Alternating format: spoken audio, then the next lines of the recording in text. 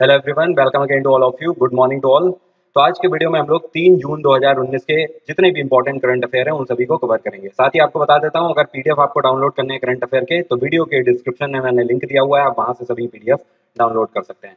तो चलिए video start करते हैं। और आप लोग ध्यान रखिए, अगर आपको जीएस के free of cost crash courses complete करने हैं तो आप अनअकैडमी पर मुझे फॉलो करके वहां से सभी कोर्सेज कंप्लीट कर सकते हैं। साथ ही अगर आप मेरे प्रोफाइल में जाते हैं तो वहां पर एमसीक्यू कोर्सेज देखना ना भूलें। डेफिनेटली ये एग्जाम्स के लिए बहुत ज़्यादा रेलेवेंट कंटेंट है और बहुत ज़्यादा वाइटल कंटेंट है। चलिए वीडियो को स्टार्ट करते हैं। क्योंकि मैंने प्रीवियस वीडियो में कोई भी क्वेश्चन नहीं पूछा था, इसलिए डायरेक्ट क्वेश्चन से स्टार्ट करेंगे। पहला क्वेश्चन है, recently which country has given the financial assistance of $6.56 billion to Pakistan. ये कौन सा कंट्री है जिसने अभी हाल ही में वित्तीय सहायता पाकिस्तान की करी है, पाकिस्तान को $6.5 बिलियन देकर? ये कौन सा कंट्री है? ये कंट्री है चाइना। ध्यान रखिएगा। इससे पहले मैंने आपको बताया था कि पाकिस्तान ने डिमांड करी थी आईएमएफ के सामने कितने रुपए की? पाकिस्तान ने डिमांड करी थी करीब $12 बिलियन की, लेकिन आईएमएफ ने केवल $6 मिलियन पाकिस्तान को दिए हैं। उसके ऊपर भी एक समझौता ज्ञापन पर हस्ताक्षर किए गए हैं, एक एमओयू साइन हुआ है, जिसके तहत मैंने आपको पहले बताया था कि आईएमएफ ये $6 बिलियन पाकिस्तान को दे तो चुका है, लेकिन ये जो $6 बिलियन है ये आईएमएफ जैसे बताएगा वैसे पाकिस्तान इसे खर्च करेगा।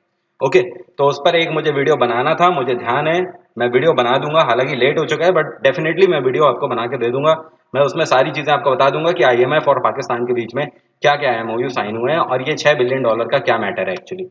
सो फिलहाल इस क्वेश्चन का आंसर है कि $6.56 बिलियन अभी हाल ही में चाइना ने पाकिस्तान को दिए हैं। और पाकिस्तान के पीएम कौन है?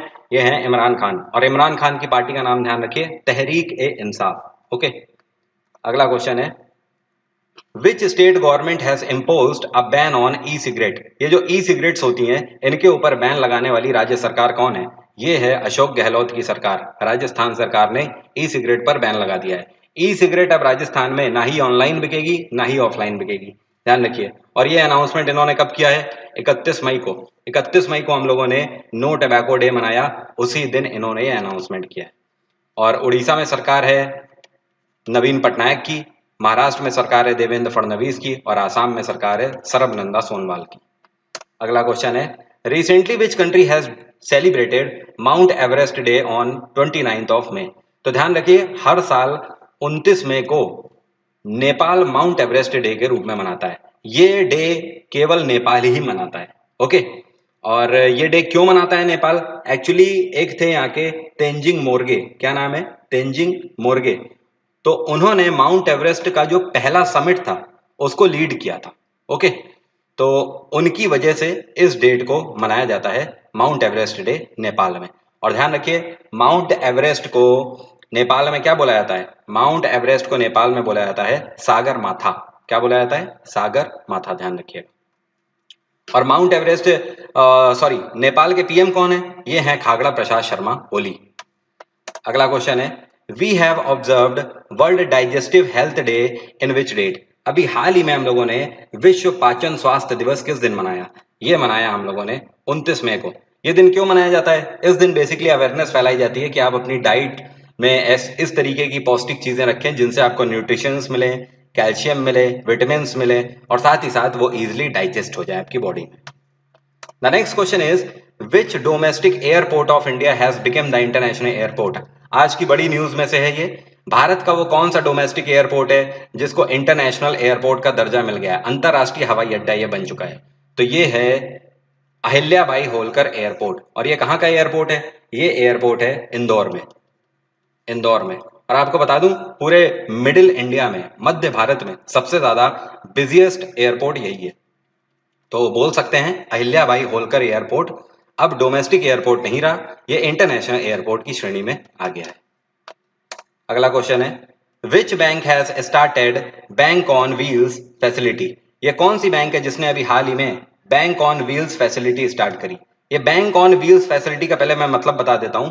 बैंक ऑन व्हील फैसिलिटी का मतलब है कि एक व्हीकल है, ठीक है, ये व्हीकल जगह जगह ऐसे एरियाज में जाएगा जहां पर लोग बैंक की रीच से काफी दूर हैं, जैसे 5 किलोमीटर 10 किलोमीटर दूर है उनसे बैंक की ब्रांच, और ऐसी गर्मी में या फिर कुछ ऐसे हमारे सीनियर सिटीजन हैं जो कि बैंक तक नहीं जा सकते हैं, तो ये ऑन व्हीकल फैसिलिटी चलाई गई है। ओके, तो ये व्हीकल जाएंगे बैंक के, इसमें एक एटीएम मशीन लगी हुई होगी और इसमें एक बंदा बैठा होगा जो कि विड्रॉ करवा लेगा लोगों से। ठीक है, तो कहने का मतलब एटीएम अब घर घर पहुंचेंगे।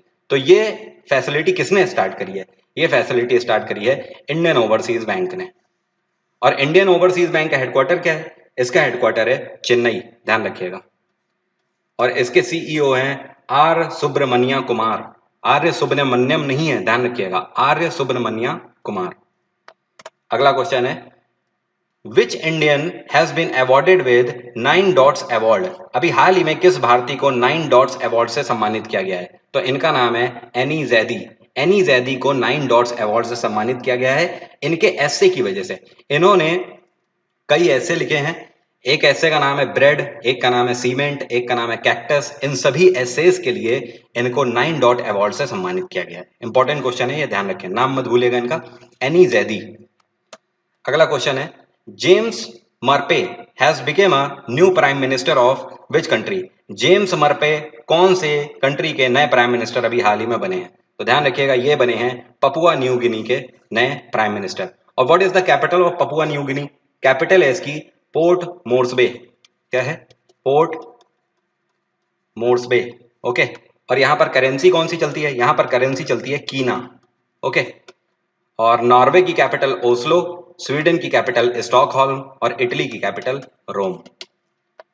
The next question is India's last orangutan has died in which state. Orangutan मतलब समझते हैं, हिंदी में इसको बोलते हैं वनमानुस। भारत का ये आखिरी वनमानुस था, इसका नाम था बिनी। क्या नाम था? बिनी। तो बिनी की अभी हाल ही में डेथ हो गई। बिनी की डेथ कहां पर हुई है? इसकी डेथ हुई है उड़ीसा में।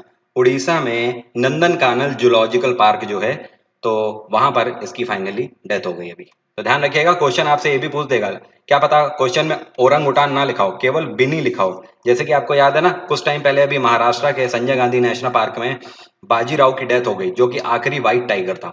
उसी तरीके से बाजीराव जैसे उसमें नाम लिख दिया था, वैसे ही बिनी ना इसमें लिख दे, तो नाम ध्यान रखिएगा बिनी। ठीक है, और उड़ीसा में सरकार है नवीन पटनायक की, आसाम में सरकार है सर्बानंद सोनोवाल की, और उत्तराखंड में सरकार है किसकी? त्रिवेंद्र सिंह रावत की। ओके, और सिक्किम में अभी नई सरकार बनी है पीएस गोले की, पहले यहाँ के सीएम से पवन चामलिंग। ओके, अगला क्वेश्चन है which IIT has signed a MOU with ISRO to set up a space technology cell in IIT campus. ये कौन सा आईआईटी है जिसने इसरो के साथ अभी हाथ मिला लिया है, एक पैक्ट साइन किया है, जिसके तहत ये क्या करेंगे, इसरो की मदद से एक स्पेस टेक्नोलॉजी सेल ओपन करेंगे अपने आईआईटी कैंपस में ही। ये आईआईटी है आईआईटी गुवाहाटी। ओके, और इसरो का हेडक्वार्टर क्या है? बेंगलोर, और इसरो के चीफ हैं डॉक्टर के सिवान। इनको रॉकेट मैन के नाम से भी जाना जाता है। आज तक इन्होंने 104 से ज्यादा सैटेलाइट लॉन्च कर चुके हैं। और ध्यान रखिए, इसरो जुलाई 2019 में चंद्रयान सेकेंड लॉन्च करने जा रहा है। तो उम्मीद करता हूं सभी क्वेश्चन आज के आपको क्लियर हो गए होंगे। क्वेश्चन इंपॉर्टेंट हैं, ध्यान रखें। ठीक है, और फर्दर कोई भी डाउट हो तो आप मुझसे कमेंट बॉक्स में पूछ सकते हो। और अब सुनिए आज का क्वेश्चन। आज का क्वेश्चन थोड़ा सा स्पेशल है, क्या देखता हूं कौन लोग बता पाते हैं। Which high court has demanded a clarification from state government for cutting 1.5 lakh trees. Question का मतलब समझा देता हूं। कौन सा ये हाई कोर्ट है जिसने राज्य सरकार से क्लैरिफिकेशन मांगा है कि इन्होंने 1.5 लाख पेड़ों की कटाई करवा दी, 1.5 लाख पेड़ इन्होंने कटवा दिए, उसके लिए कौन से हाई कोर्ट ने सरकार से, राज्य सरकार से क्लैरिफिकेशन मांगा है? तो एक तरीके से इस क्वेश्चन में आपको हाई कोर्ट भी बताना है और साथ में स्टेट गवर्नमेंट भी बतानी है, क्योंकि अगर दोनों में से मैं एक भी लिख देता तो आपको पता लग जाता। ठीक है, तो आपको यह बताना है कि किस हाई कोर्ट ने अपनी राज्य सरकार से क्लैरिफिकेशन मांगा है कि इन्होंने 1.5 लाख पेड़ क्यों कटवा दिए। और साथ ही में बस इतना हिंट दे सकता हूँ, करंट अफेयर का क्वेश्चन है, कुछ ही टाइम पहले ऐसा हुआ है।